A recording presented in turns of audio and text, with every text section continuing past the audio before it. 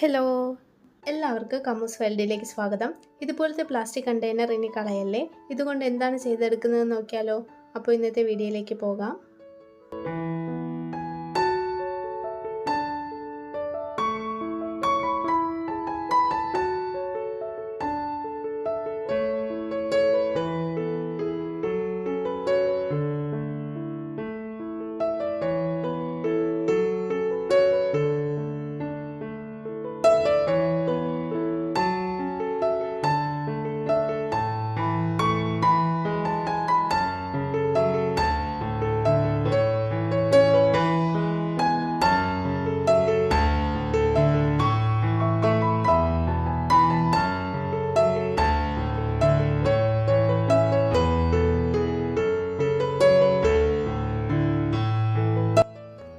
ഇനി plastic container ഉണ്ടെങ്കിൽ നമുക്കിതുപോലെ ചെടികളൊക്കെ നട്ടെടുക്കാൻ പറ്റും.